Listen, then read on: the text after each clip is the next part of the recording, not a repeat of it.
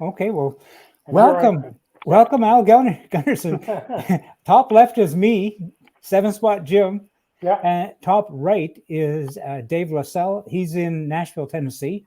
Hey, Dave. And bottom right, well, you know yourself, but the bottom right is Steve Dunbar, and he's in Burnaby, British Columbia. Oh, hello, neighbor. Hi, lad. How are you? Good. One of the things I was explaining to everyone, or at least to Steve, was that I did not know this, but I originally thought that you were building a 442 chassis. And from now reading the show notes from the email you originally sent me, it's a 422 chassis. And quite candidly, Al, I don't know anything about them. And nothing on the page, McSorley page, tells me anything about 422. So what are the differences? Okay. I met McSorley a number of years ago on a forum, and we were talking about it. And I was talking about his 442, and I said, I don't think that's going to meet my needs because I want to set it up specifically for Z-Tech, for me, for a Ford rear end. And he says, well, how about if you take up all of the measurements of all your parts and yourself, and you send them to me? And he says, I'll custom AutoCAD you a frame. Wow. So we went back and forth for a year getting it to look right and suspension and whatnot. So all the Mustang 2 stuff would bolt right onto it. And we came up with what he called a 222, which is 2 inches higher, 2 inches wider, and 2 inches longer. But when I got the thing, I think it's actually a 224. Okay. Because it just seems a little bit longer. Anyway, I would take another 2 inches out of the length of the frame if I did anything. But it was a custom one that Jim did for me. And he said, these are yours. He said, don't sell them. He says, but if you want to, if you want to share them, you're welcome to. Yeah, just like it says on his page, just mention the page, and certainly when we do our show, I'll put a link into the page so anybody who wants to get involved can go to the page and download some plans. Absolutely, yeah. So I'm going to explain, or at least I have our co-guests explain what they're doing. Dave is in Nashville, and tell us about your 442 that you're building. Yeah, I'm pretty sure mine is 442, but I think I would rather, so the first floor is wider, right? So mine's for sure 4 inches wider, and at least it's got to be at least 4 inches longer, and the 2 inches of height. I wouldn't mind having a 422, I guess, either. Although a 222 would work better for my Miata rear end, but I don't want to lose the space for the seats because I'm, America sized, right? So that 19-inch, I'm assuming, is yours only 17 inches from the inner rail to the tunnel? Yeah, I think so. Yeah, or something like that.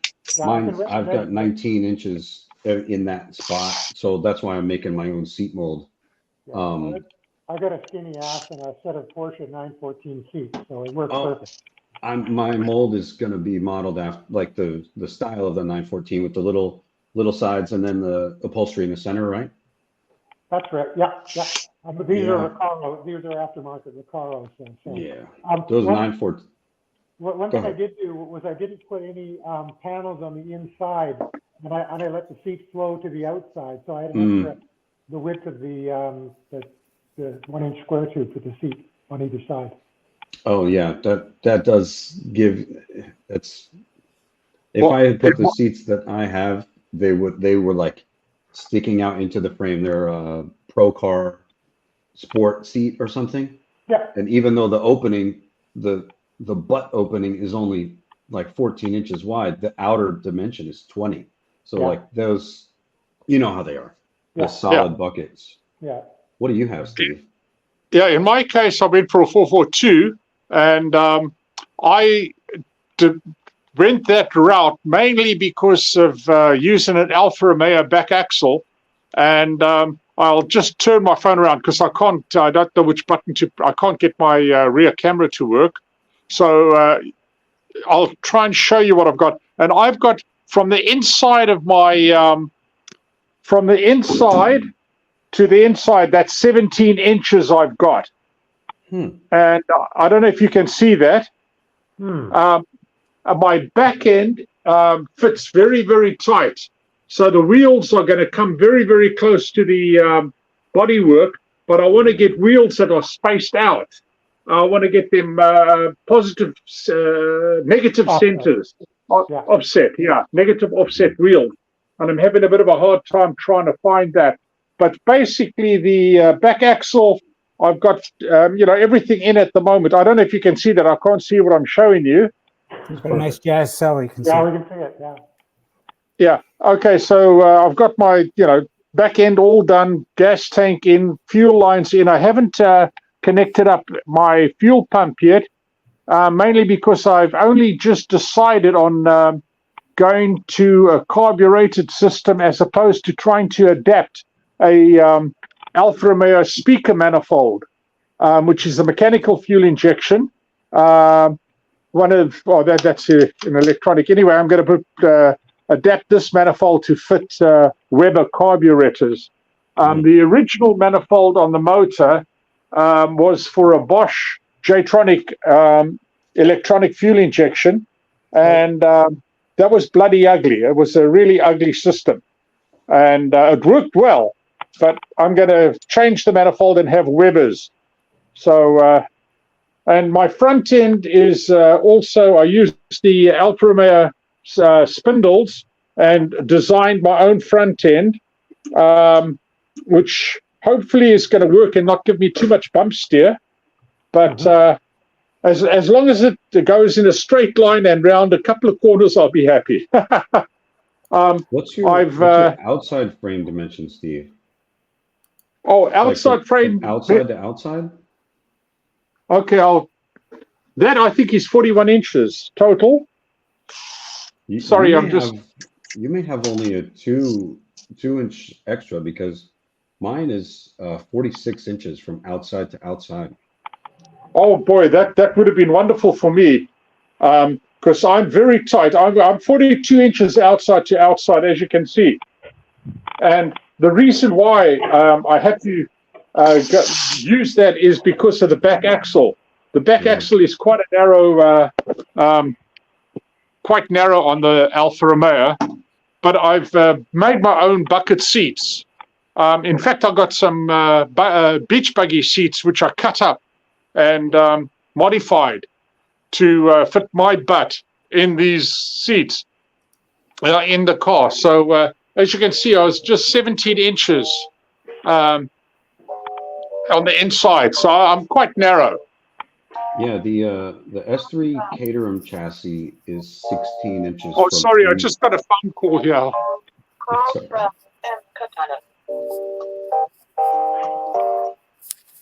I measured a guy's Caterham chassis when I went to meet with him, and it's like 16 from inside to tunnel. Oh, okay. That's a 420R, which his is on the S3 size. He doesn't have the SV or S5, is what apparently they call it. I've called it SV ever since I read it, but apparently they're calling it an S5. Like they've changed from letters to Roman numerals. But in their nomenclature, I saw somebody else one of the Caterham guys calling it that. But so I don't know what plans did you use, Steve? I used the McSorley plans, all of the McSorley 442s. And do I have a +8? Sorry? Maybe I have like a +8. I don't know. Maybe I have like an 846, something wild. Yeah. You don't mind me jumping in here, Steve. Probably the difference between what you and Al have done and as opposed to what Dave's done. Dave has actually purchased his frame, and he's working with one that he purchased. Whereas you guys, I see. Yeah. Okay. I just measured mine, and I've got 18 inches to drop my seats into. Okay, yeah, I'm just 1 inch shorter than that. Yeah. That's 8 inches from the inside of the 1 inch tube to the tunnel.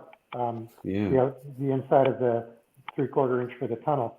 But I moved my tunnel in a little bit to create a little more room. So Okay. Cool. Yeah. That's very cool. It's interesting to look at everybody's different perspective because Al, yours is sort of classic in that yours is you've got the Ford Z-Tech and the Mustang differential, and whereas with Steve, he's gone way out in left field and he's gone Alpha throughout as the donor. well, do you know what's really interesting? I was reading in a book the other day that Alfa Romeo had a supercharger that was driven off of an oil pump, which if you kind of now that would sound nice. I mean, So like the front of the pump had a double gear sitting outside of it. Well, it was like almost like a power steering pump that ran a motor that ran the supercharger. It's very hard to find stuff on the net on it, but it looks pretty cool. And it had it was driving a supercharger into a set of Webers. Yeah. Oh, wow. I believe that would have been a very early Alfa Romeo. Yeah. Yeah, it would have been an earlier one because they haven't run a supercharger or turbos. I mean, they've been turboed aftermarket, but apparently a factory, I don't think you could get them. But certainly not supercharged, yeah. You might be able to make something. I steer away from turbos because I get away from heat. I like a nice cool car. I like a nice comfortable car, and I don't want to warp any aluminum panels, Yeah. Well, it's quite funny. At one time, power would have been everything. I wanted to, power, must have power. But the older I get, I've decided, as long as I've got something to drive and a manual gearbox to play with, that's all I'm looking forward to at the moment. Yeah. Well, I guarantee Keep it simple. Yeah, I guarantee you, I don't, with my car, I've got no turbo, but it goes way faster than I'm prepared to. So yeah, I found that out myself. I hate it when the back end is at the front end and you're looking at the guy behind you. It's funny. I was over at Goodwood in 2018, and I went to the Caterham tent, and this is when I was working on some finer details on my car. And I talked to a bunch of guys there, and everybody that was running over 200 horsepower had swapped ends and crashed on the freeway. Especially the guys with limited slip. So, Yeah. Oh, Jim, I don't know if I showed you my the logo that I had cut out. Yeah, that looks great. Oh, doesn't it? Nice. Now that is art. Yeah, that's stainless 1/8 stainless steel, and it was water jet cut out by a friend of mine who had access to a water jet. Beautiful. So, and that fits the nose cone. I obviously made it fit the nose cone, and because it's Alpha, I'm calling mine an Alpha 7. I don't know if you can. Oh, I like that. Can you just over to the right a little bit and down. Yeah, a little bit further to the right. I guess the other right, left. A little bit more to the wrong direction. Oh, there we go. There we go. Yeah. Perfect. And it's nice. visible. What I did was I had the Alpha 7 put in there instead of Alfa Romeo, and there's normally just a cross, but I added the British flag in there. Nice. To I hope I don't get too much shit for that. Oh. Yeah. There we go. That's better than mine. I'll show you my branding for mine that I'm having made. There it is, in top right corner. Yeah, the not I need the sticker, but without the kid peeing on it. I'll make it for you. That's my design, so I'll send you one without it. I'm going to drive mine to school if I ever get it finished, and let the high school computer science kids and the robotics kids look at the panels, and the physics kids look at whatever suspension I end up with and recalculate stuff, because it's a good excuse to somebody got to learn this stuff.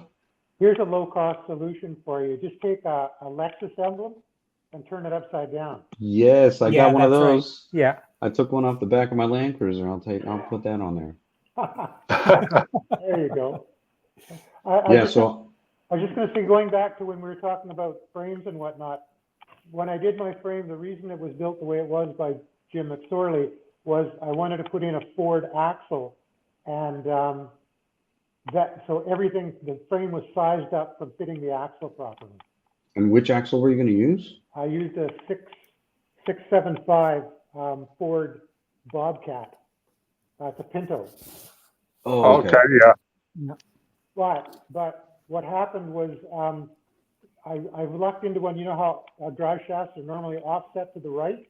Mm. This one is absolutely dead center, Uh-huh.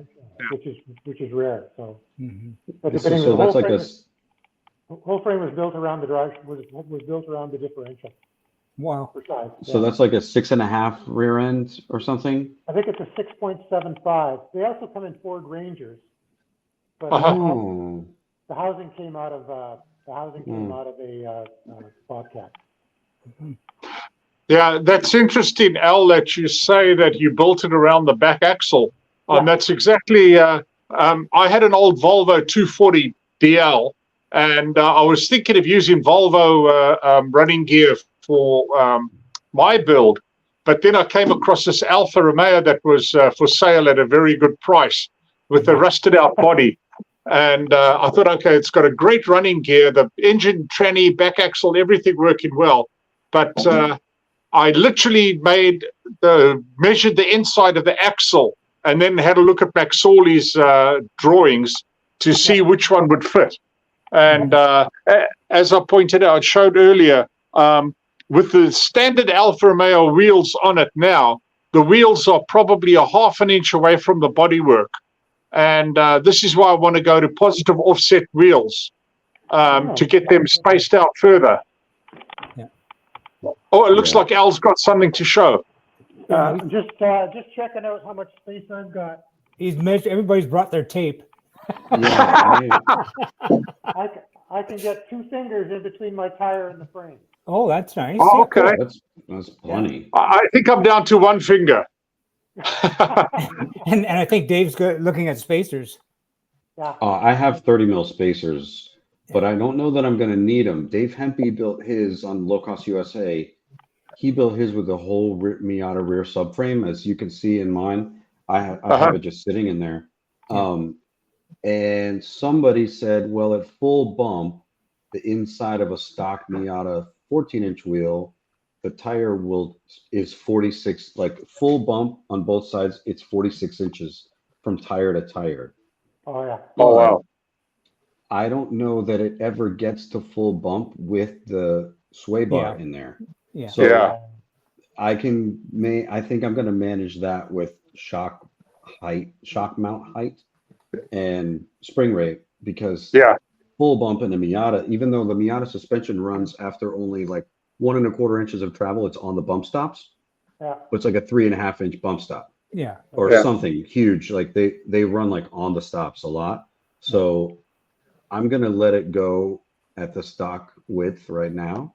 And then we'll see the first time I put it on the ground what happens. And if they need spacers, they're already there. Yeah. Plus it makes the fender size doable. Speaking of Dave, those are mini lights you're using, are you? Those are stock. The wheels, the mini Miata lights. wheels.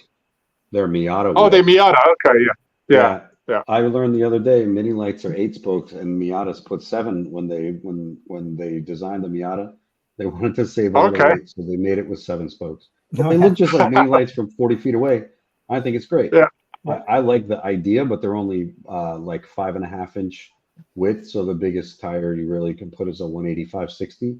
So the Rezas still come in that size. I'm going to run those first and then go to 15. What size of tires and wheels are each of you guys running then, just out of curiosity?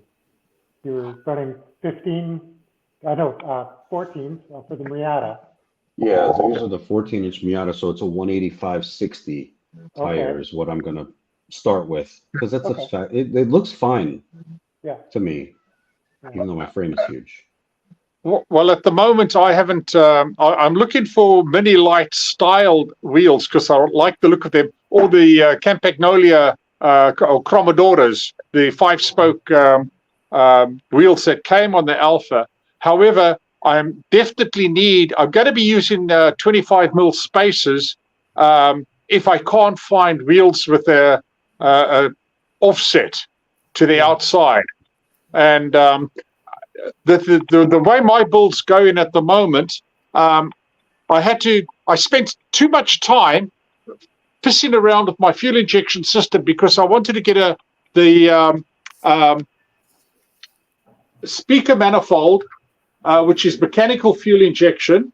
I hope that's in picture. I wanted to get that.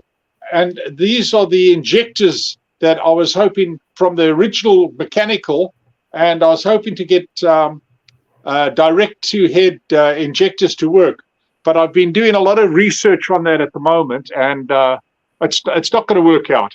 So the easiest thing is, now that I've decided to go to Weber's, then I can start working on, okay, that's an expense probably going to set me back about $1,000 to get a set of Weber's on. And then it's a case I'm going to be working on looking for wheels, because that's going to be the next big expense, to find offset wheels. And I don't want to go custom made because that's a little ridiculous. No. But if I go to a steel wheel that can be split and widened or spaced out differently, I'll probably go that route. That'll be a bit cheaper. Steel would look very cool. What's your bolt pattern? Oh, it's 4 bolts on a 108 by 4. So it's 108 millimeters by 4. There's like a whole bunch of like mid-90s Ford wheels were 108, 4x108. I think Alpha is the same as Ford, I think, 4 1/4 inches, I think. Okay. That sounds right. Okay. 108 is that 4 1/4. Yeah. I mean, but I don't know what your availability will be same as us. Yeah. The one pattern that works, the Ford Mercure. I don't know if you remember the Mercure. Yeah. It was I forget what they called them in the UK, but in Canada they were called the Mercure, and that came with the Cosworth motor and a really hot car. And they, hey? Was it the Mercure XR4 Ti? That's it. Yeah. It looked like almost like the later Cosworth Escort with those rectangular headlight. There was one near me when I was a kid. I thought it was the coolest looking thing. Yeah. And those wheels will fit. But I don't like the pattern. They're not an attractive looking wheel. Because I'm pretty stuck on the mini light style wheel. But you'll have no trouble finding them, because if that's a Ford pattern, that's the same as all your Escorts and Cortinas and stuff. So that shouldn't be a problem then, hopefully. Yeah, when you think about it. Yep.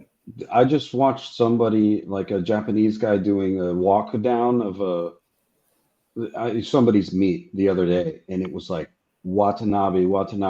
Everybody had Watanabe mini lights. Mm-hmm. So, and I have a feeling that those are also a similar bolt pattern, because they were making some of those Escort wheels, as far as I know. So you may be able to find a set. Like, the British guys will help you out, and they love shipping. So well, I've been sort of progressing at this, one sort of hurdle at a time.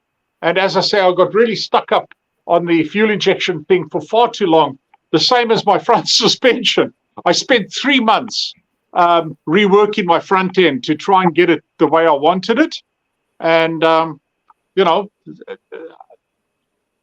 complete remanufactured 3 times to get it the way I wanted. And, I still don't know how it's going to handle, but that's, as I said, we'll find out when we put it on the ground and push it around the block a few times. Yeah. So I was going to say, when you get to your Webers, have you had any experience tuning Webers before? None. Well, actually, a little bit I did. I put them on a 205 Peugeot in Quebec. I did some ice racing there. And if you get stuck, keep my email, because I just tuned mine in this last summer. And okay. Yeah. But there's a real process, and rather than, sometimes you got to shovel a lot of shit to find the pony, but I can save you a lot of time, Yeah. Yeah. Well, speaking Well- of mix and match, I mean, I don't mind saying on mine was just a kit, but I've got everything from the Hayabusa engine to Ford T-Bird spindles, front and rear. I've got the Ford T-Bird differential. I've got my steering rack is out of a Toyota truck. I mean, it's literally everything. And whereas what I like about what Steve is doing, one donor. So nice. Yeah. Well, And Dave, what engine? What have you got going to be happening on yours? So I have a JDM K24A from probably a Accord Euro R, maybe, I don't know. And I have an S2000 transmission, but I have a Miata rear end. So I'll be sourcing an S2000 first gen drive shaft, and I mocked up the adapter plate that would go from the Miata rear diff flange to 6-bolt, from big 4-bolt to mid-size 6-bolt to do that. I drew it up the other day, and then my 3D printer hasn't been using so long, it was clogged up, and I gave up and did something else. I took the radiator out of the truck. But so hopefully I'll be able to just have the plate cut and I can shorten the drive shaft. Because that's also a Zeppa drive shaft, so it's built for high offset, which is great for me because I have like 3 degrees. I need to get to about 3 degrees, and that's kind of the max. But just a suggestion for you. There's a place in California called Inland Empire, okay, and they manufacture drive shafts. And I had one done in aluminum, and it wasn't that expensive. It wasn't that expensive. I know that there's a really good drive shaft guy here in Nashville. I said this on my other thing with Jim when we first did our little talk about my car, and he's like one of these places where he has either 1-star or 5-star reviews. Right? And the 1-star people went in and were like, "This is what I need," and the 5-star people were like, "I asked them what I need," and the 5-star people are very happy because he's like, "Oh no, I'll just slap this together. You can use a Jeep thing, and he'll make it." I mean, obviously, he'd like make it custom, but I'll keep those guys in mind. I'll have to email you about that. Yeah, they're we'll get it figured out. really good guys. Just a couple of things. On my car, when I put it together, I went super light. Like I've got a 9-pound Pedanza flywheel, and I got the aluminum drive shaft and the whole bit. When you're talking about your tires, I'm running 8x15 with 205 50s on them. I almost wish I would have gone to a 13-inch tire and wheel just to drop the weight on all that, on my sprung weight and my driven weight, because everything else on the car is so bloody light in terms of reciprocating mass. Yeah. We said the 13-inch wheels again. So, like, what brake rotors and knuckles are you guys using? I mean, I guess you're using like Pinto spindles, right? I use Pinto/Mustang 2 spindles. Yeah. So what rotor package did you go? Did you put just like a 9-inch rotor and caliper? Because I have all Miata running gear, and with the 14-inch wheel, I don't know that I can. Like, I guess I haven't measured it. If I could put a 13 and a bigger tire. Well, that's the thing is, I can do it on mine because I use stock Mustang 2 ventilated discs. I mean, that's more than enough to stop the car. So and that'll fit into a 15-inch or a 13-inch wheel, unless I went up to a 10-inch Granada disc, which I'm not. Oh, okay. There's a guy named Cam Bailey. I think he did that. Yeah. He built a GSXR 1000 open frame, just dimple dyed everything. I found him on YouTube, and he has Pinto spindles, but with Granada brakes. Yeah. But he got steel 15-inch wheels from Speedway Motors. They look like NASCAR wheels, but apparently they're like, they're 13 pounds or something, which I guess is heavy, but that seems super light to me. 13 pounds per wheel. My frame, when I got it, had a full Mustang, 1998 Mustang, 8.8 locking rear end with all the matching 17-inch wheels all the way around. So I took all that Mustang running gear off, and it's in a pile. So I got to put on, Craigslist or whatever, Facebook Marketplace, and deal with all that. But those wheels are 43 pounds for Yeah. wheel and tire. I was like, Wow. that seems like a lot. Yeah. Yeah. I didn't save much weight by going to the full Miata rear subframe though. I only saved like 8 pounds. But Yeah. I mean, I could lose 50 pounds, so I'm not. That's not the biggest problem. Well- It doesn't matter what you do. Every rear end you try and deal with is heavy as hell. So Yeah. Okay. I don't feel Well, so bad. now. one of the reasons why I decided to go, alpha all the way. Front spindles are alpha, back axles alpha, so all the brakes are still standard alpha. The only change that I've made is I'm not going to be running a brake booster at all. Yeah. I've just got Willwood master cylinders, and for the clutch as well. So I just bought you have two of them. Like have you got a yeah. or do you Well, side by side? It's a actually balance bar? 3. One's for the clutch, and Yeah. one for the front, and one for the back. Yeah, That's what I've And a got. balance bar? yeah. It's got a balance bar. Yes. Yeah. Does Or anybody is it have a the balance adjustable bar, or one? Is it an adjustable? Do you adjust the pressure or do you adjust the bar? It's the You adjust the bar. Yeah, it's the older style. That's Yeah. that's a waste of time. I did it on mine and it was a nightmare. All I did to put in was an adjuster that goes into the line, into the rear line, and Mhm. reduces some of the pressure to the rear line. And other than that, I just played around with the size of my cylinders in the front to get it right, and then did the fine tuning with the With the The pressure. with the Yeah. So- turning thing. Yeah.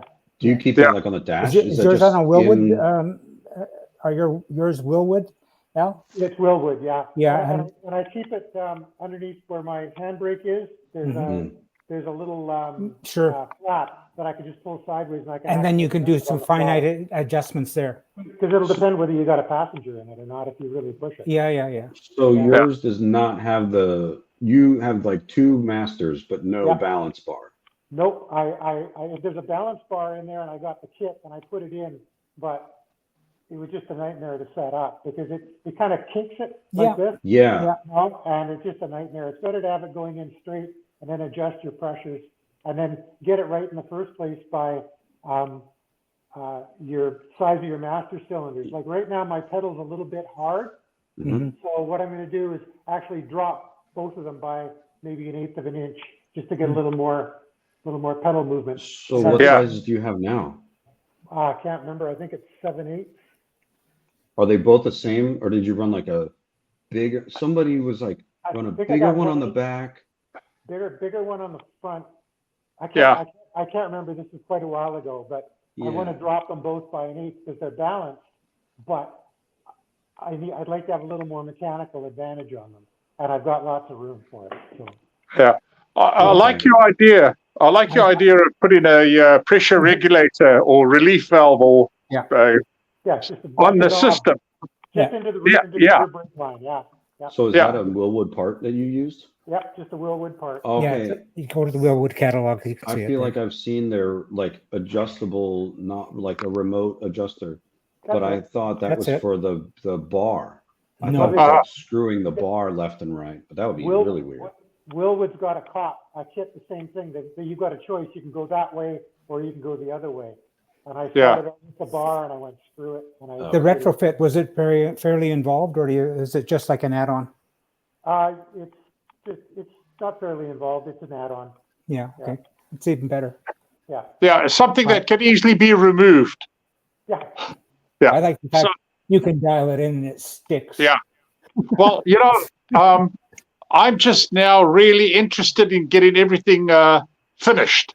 I've been going for it for over 6 years now. I don't know how long you folks have been working on your builds, but 20. when I hey 20.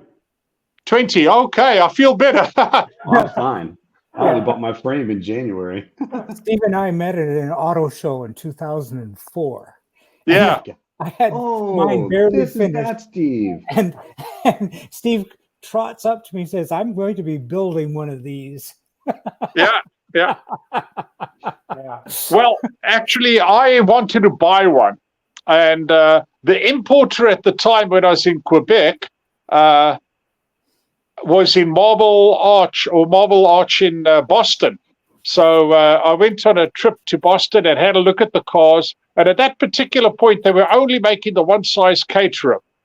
And there was no other. This would have been the late 70s. And there's absolutely no way I could fit in a standard Lotus Super 7. That's what I was just going to jump in here and say, would you mind filling in the blanks and tell us how tall you are? I am 6'4". Oh, you fit great in mine. The guy who built my frame was 6'4". Yeah. The pedals are like. And how tall are you, Al? I'm 6 foot. There you go. You guys are all I tall guys. got way too much room in mine, so for length. Yeah, yeah. So what did you put behind your pedals then? Like, if you got room. That was part of when Jim and I went through it. I wanted room for my feet, so that's why we made the cockpit a little bit longer, so that it pulled your feet out of the cockpit. Yeah. So did you move your scuttle back? Pardon me? Is your scuttle like closer? Like in mine, you can see in my background, I don't know if you can, how my cockpit is really long.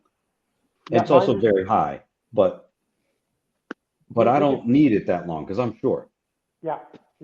We just added metal, that's all, in the cockpit area. That's where we got the extra 4 inches from. Like between the dashboard and the rear firewall, that's where the metal was added to make it longer. Oh, okay. So you and the seats and everything right out of that triangle. So there's less heat. I need to go forward far enough that I can put my hand on the shifter because it has reverse lockout that's pushed down. Okay. Well, I made what is it on my shifter? I made probably it's an 11-inch extension to my shifter, and it works really, really well. So my shifter's it's a T5 in it, but I actually extended the T5 by 11 inches for the shifter. Yeah. On my shifter, the Alfa Romeo doesn't have it's got a lovely gearbox, but it's quite far forward and quite a long lever that comes back. Mm-hmm. So my position where I'm going to be sitting, I'm going to probably have to make a gooseneck into it to get it to fit comfortably to hand. Mm-hmm. But that will probably give me quite a lot of travel. But, whether I go to a remote shifter down the road or whatever, but hey, I just want to get this thing running now. Yeah. So, put a smile on your face as you're blasting down the street. Yeah. I mean, one's been talking the talk for such a long time, and all my friends that are going to have coffee with on a Saturday. So, Steve, when is it going to be done? When are you going to get done? So, I still say it's a labor of love. I'm not rushing a thing, but I want to get it going now. Well, don't feel bad. After 20 years of being called a wanker and a poser, at some point you get it done. Yeah. That's what happened. Yeah. I was trying to figure out how to make an extension for this S2000 transmission, and I cannot figure out how I would have the reverse lockout that's pushed down. Right. To get to reverse. I don't know. I mean, I'm not a mechanical engineer. I'm a band director. If you want, who's like mechanically inclined. That's okay. I'm a forensic investigator. Was a forensic investigator. Cool. So I don't. I didn't do it. So I just use it to keep my head straight. But if you want some thoughts on your shifter, I can look up Mazda shifters and send you an email with some ideas, because I went through this with my T5 and there's more than one way to skin a cat. Yeah, I think if I could make, I was looking, there's like a YouTube channel that's all about just drawings and animations of linkages. And of course I found that and I'm like, okay, which one of these, because the guys at GBS, they use the Miata transmission, but that doesn't have, in the right generation, there's no reverse lockout. It's just be really careful. And so they have like super nice, like 5-inch, 7-inch, and it just makes it fall right to hand. If I could move everything back and leave the transmission where it is, or alternatively, I just cut one more tube and slide everything back. Yeah. Slide my engine back, it brings the weight more towards the middle. Yeah, Like but my then- transmission, if you look in my little picture here, let's see if I can make my finger go. Not in the, oh, it needs to go here. So this is where my transmission is Uh-huh. in my, Yeah, but over here is where it touches the first tube. Oh, here, thanks. Yeah. I'm struggling with my fake background. So there's the shifter housing, and then here's this remote bar that's in all these S2000 transmissions. But right Uh-huh. here, it's going to touch the frame. So either I cut all of the top and the bottom out, slide the whole thing back 3 or 4 inches, which would be fine with me, because then I have an arch from a Cadillac ATS, the strut tower arch that I got, and since I'm in the beginning stage, I don't mind making a plate that holds that on there. Go, Steve. I see ideas. the only concern I'd have is that these cars are very well balanced with the way Jim set them up for locating everything. And if you start taking too much weight off the front end, you're gonna, I think, start having oversteer issues and probably even some caster issues, like self-centering. So I'd be reluctant to move things back. By taking the weight off the front, you're basically taking the relevance of your front wheels off, you know. Mm. Good point. So just something to think about, you know. Have any of you folks thought about your windshield or windscreens at this point? I built mine. Yep. Did a great job. That's a beauty. I love Thank it. you. Yeah. Yeah. Because I'm looking for the extrusion, the aluminum extrusion for the glass to go in. I can't find that anywhere. That is the easiest thing in the world. Okay. Okay, so what you do is you want to go to a glass shop that does doors for bathrooms. I've been to them and they've got nothing in. They won't do anything for me. I've tried that route. You're kidding. Yeah. Well, do you have we've got something here called Princess Auto or. Yeah. Yeah, we got Princess Auto. Yeah, they've got it there. Okay, I'll go and have a look there. Yeah. But what it You're is talking- you go to your glass, which is probably going to be 6 mil, and then you're going to want 1/4 of an inch on either side of that for the rubber, and then Exactly. that'll be your Yeah. inside dimension. Yeah. And what it is it's actually a square, or not a square, it's a U-channel extrusion that is got very sharp edges on it. Okay. Uh-huh. And what you do is you get your router set up with a molding on it, and you just cut that off so that it's nice and Okay, radius it over. Yeah. Got a radius over, and that allows it to bend a lot easier. Sure, yeah. Okay. Okay. And the other and any glass shop should have it that'll put glass together, particularly for sliding doors and. Yeah. But anyways, if you buy it in 12-foot lengths, but it's unfortunately a very hard aluminum. It's worse than a 50-52. I think it's a 60-something aluminum. Uh-huh. You've got to anneal it before you bend it. Okay. Yeah. Yeah. Have you ever annealed the stuff before? Yeah. Mhm. You've annealed aluminum? Yeah. I have Yeah. not annealed aluminum. Well, it's an easy thing to do. You just take a Sharpie and you just black it all out. Yeah. And you get your torch and you just burn it off. Oh, okay. Yeah. And once it's burned off, it's aluminum and it's a lot easier to bend. Oh, okay. And you might have to do that 2 or 3 times because every time you bend it, It hardens up again. Yeah. Yeah. Yeah. Yeah. But you'll need to make a bender for it. Yeah. I've got one. Oh, do you? Oh, good. Yeah. My friend Ed Leach, he's also one of the fellows I met at the car club, and he made one. And in fact, there it is. Oh, yes. I feel like I just saw that. Oh. Did he do a video about that, or did somebody else make a similar? Oh, probably blender? somebody made this. Yeah. Yeah.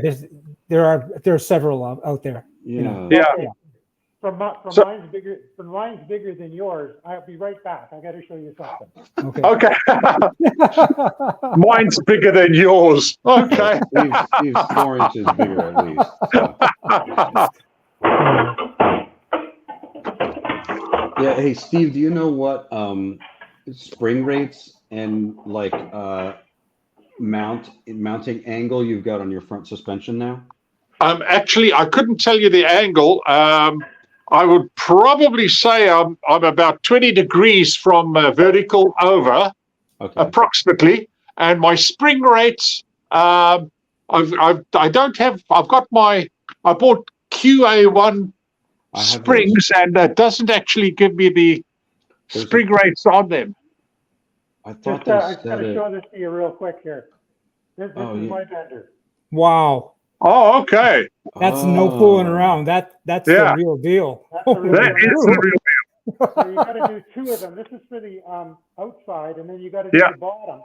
So there's the one for the bottom. Yeah. Oh boy. Well, yeah. Oh, you made the whole. You're going into production there, Al. Yeah.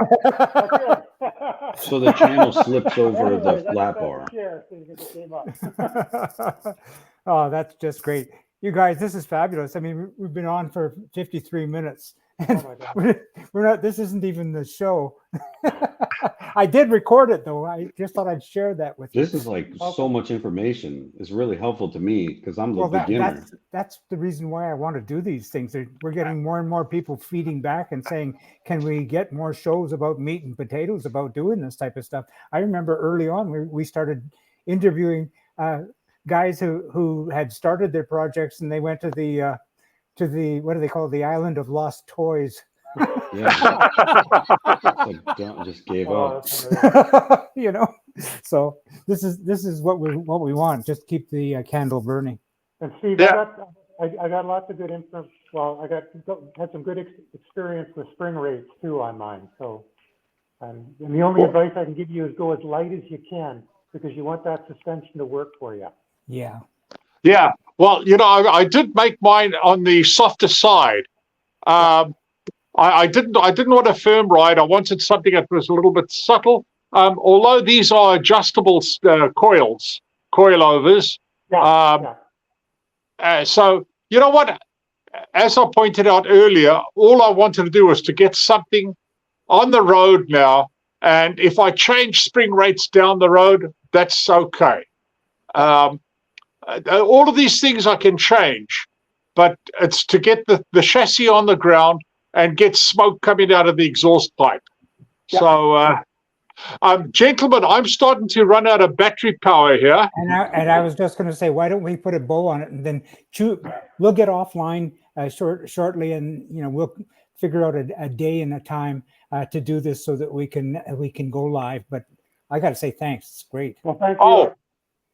And I'd like to hear more about your car, Jim. I know you guys have probably already chatted with Jim about his, but I'm just really excited about that whole motorcycle motor thing, because our inspiration was from the same individual. Oh yeah, what a character!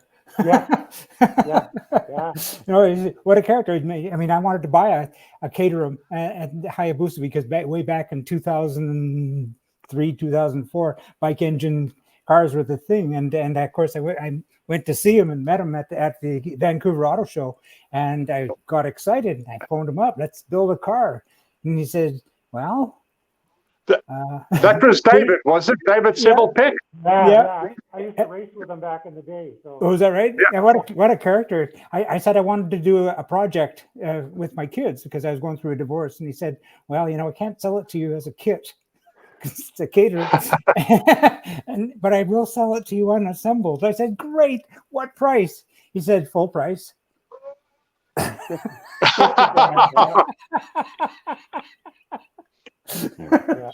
So I went shopping, and I found Demon Motorsport, and they offered the low cost Hayabusa engine, and we got the kit, and I'm very, very, very happy with it. I mean, I'm not as mechanically inclined as you guys. My background in university was fine arts, not mechanics, but it was a great project with my kids, and they both ended up in trades.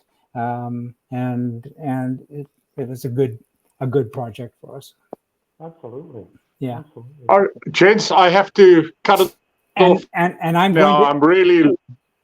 going to say the same. I'm going to tune us out, but I'll be back in touch, and we'll plot and scheme.